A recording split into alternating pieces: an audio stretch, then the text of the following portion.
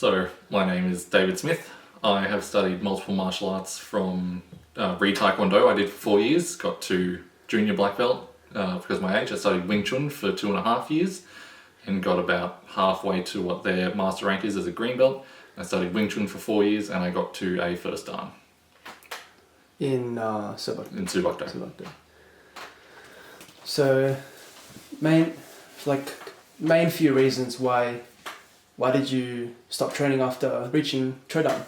So the decision was not, I got Chodan, now I'm done. Yeah. It was a progression of how I was, initially when I was learning the martial art, it was about me, teaching me the techniques and building me up to be the best I could be there, teaching me to move my body. As you get higher, as I got higher rank, in my experience, it became less about me learning and me getting benefit from the art and more how I could start contributing to the organization. Part of that is organizations need to do that to a certain extent to exist. You know, they are money-making beasts and that's fine. But it started to become more forced and almost by structure of progression, the way you had to progress.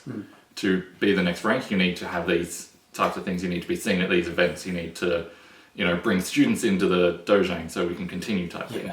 And to me that I'm paying for a service, you're not paying me for a job. So I didn't agree with that in that respect. The other one was the way the training was structured to me started to become more about perfectionism and displaying the art in a way that is to bring people in. It's not learning to fight anymore. It's learning to show it in a fancy way. It's, you know, the sparring was, it's not you're fighting, it's exchange of techniques. You let them attack and you attack back and it becomes a dance. It becomes this show for people to watch. And that's not what martial arts should be about. Martial arts should be about learning to defend yourself in real situations. It should be teaching you how to move your body in the right way for you, not teaching you how to move the right way in the body for the founder who designed it, you know, 50, 100, 200 years ago, that worked for them during the war type thing.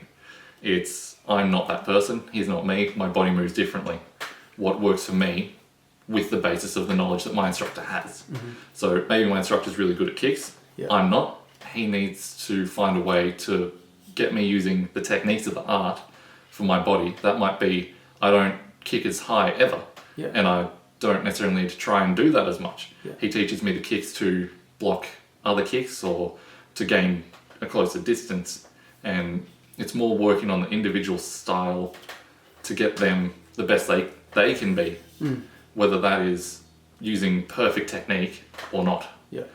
And again, as you get higher up, it becomes more about be perfect to what the videos of our founders say to do. And some people just can't do that. So for me, that was just a big thing of I'm no longer learning what works for me. It's I'm being a showman for the organization. And I stopped enjoying learning that way. Well, why did you why did you start in the first place? So I have always loved martial arts. Like I said, I did Taekwondo for 4 years and that was really fun. Initially I was 6 to 10 when I did that. And that was very much more of a fitness thing for me. The Taekwondo I would say is terrible from a martial arts point of view. But as a child, it's incredible for fitness and it's incredible for structure. It teaches you, you know, that part of it. And I think all martial arts have that to a certain extent. Well, a lot of parents bring their kids in just for structure. And discipline. I think, and I think that's good for a certain age range. And I think the martial art at that point is not as important as learning to listen, and that's where the respect part of things comes into it. You know, respecting your elders, that isn't taught too much in the Western world, becomes really important for children in a way that, you know, it's an Eastern philosophy. Eastern philosophy in that respect, Eastern history and tradition there are amazing to set them up. Respect your elders, respect your parents, you know, learn to line up, learn to do things together as a group. And it's teaching more social and physical activity skills, which is fantastic. And that's what Taekwondo was to me. Even when I was doing it, it was never, I'm learning to fight. It's, I'm doing something fun that's physical. And that's what got me interested in martial arts, to move on to when I eventually did Wing Chun in my late teens when I was 16 to 19-ish. And Wing Chun to me is the most superior martial art I've done. Yeah. The way that was taught was for practical application in the real world. And that partly comes from the history of how Wing Chun was designed. It was designed by a woman, one of the only martial arts who was smaller than everybody else around her. She couldn't use the strength of Japanese martial arts, which use very strong techniques to punch and overpower people.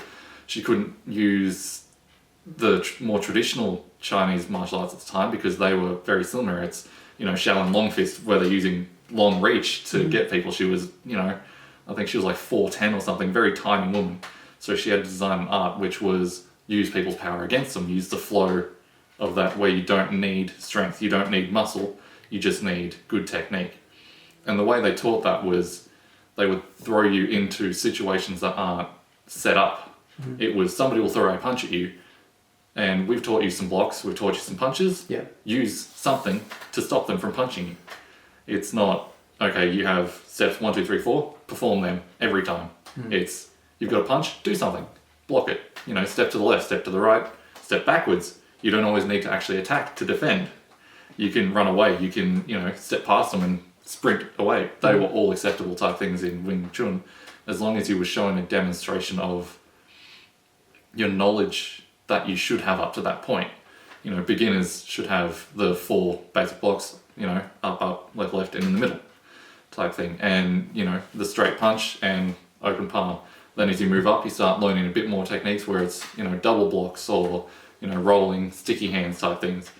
And then it would always teach that in a more practical application. So when you were sparring with sticky hands, while that was structured when you were initially learning it, when you start sparring, it's you get in and you get your hand on theirs. Yeah. And the second you have that, you can start using the knowledge you've used in a structured environment to actually learn it. And it was the criteria to grade in that was not, can you do structured sticky hands for 5 minutes with somebody? It's when you're sparring, can you apply sticky hands in what you were doing? Yeah. And it didn't matter if it was perfect. It mattered that you displayed the concept and the ability to start learning towards it. And I found that very rewarding. The only reason I stopped Wing Chun is because I was a teenager and I had better things to do. I didn't go back to that. That's how I ended up in Soo Bahk Do. Yeah. I started looking for martial arts again. Yeah. I was hoping there'd be a Wing Chun on... You found one close to home. Yeah, and I found Soo Bahk Do, which was a 2-minute drive from my house. Yeah. And somebody my dad worked with went there and he said it's really good. So I figured I'd give it a try. That was Kyoso Olingjak. Oh, yeah. No way. Yeah, awesome. Yeah, so he works with my dad. So I went there and I tried that out. And for about 3 years of it, I really, really enjoyed it. Up to red belt, you really enjoyed it, yeah. Yeah, so up to about red belt, and that's when the mindset changed that we're not teaching you anymore. You're now one of us. You do stuff for give us. Back, yeah. And that just, again, it kind of changed the whole concept of learning. It was no longer teaching us. It was you're kind of teaching everyone lower than you, and you have these set things just before your test where we cram you on it and you do it yourself. Which, again, certain way learning yourself is a good thing, but there needs to still be a focus on your own development. And water. No, that's all good. I love tap water. Because the other thing is and this is just a pet peeve for me, I'm not sure anybody else feels it.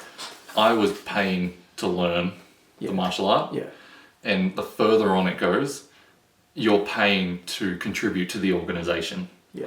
Like I was saying earlier, when you get to the higher ranks, it sounded like to progress to 6th, 7th down, you need to be seen at international events. Yeah. You need to contribute to the organisation, being treasurer or something. You need to be here A, B, C, and D. Yeah. Yeah. And I understand in a way why they need to do that, but it should be they provide you incentives to do that. Yeah. Like, we know you're a good member, you've been around forever. We'll waive your membership fee if you do this stuff for the youth leadership.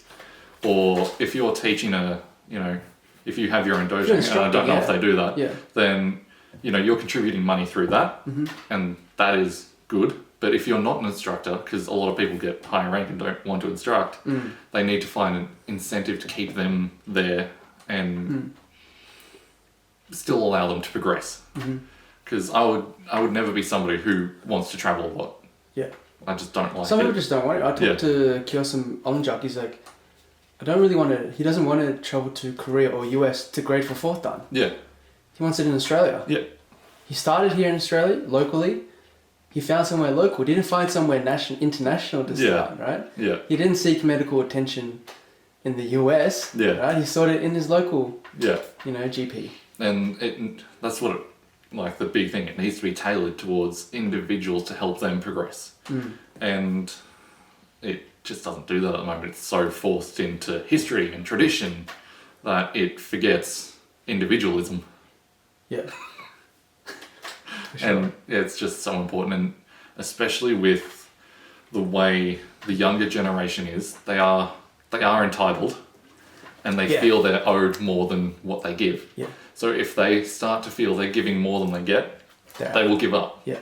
They need to be receiving more. Yeah. Than they put back. Yeah, and they need to feel like they're progressing. They need to feel rewarded. Yeah. And martial arts did that to a point where they started introducing belts, which never used to exist, because it was, you used to just Why would they have do it? Different colours, yeah. And then, Westerners were feeling like they weren't progressing because it was just constant learning. So they put in these achievements. Westerners, they needed like, all right, where am I at now? Yeah, yeah, exactly. So they put in belts, but that started giving progression, and that's where one of the big booms for martial art happened.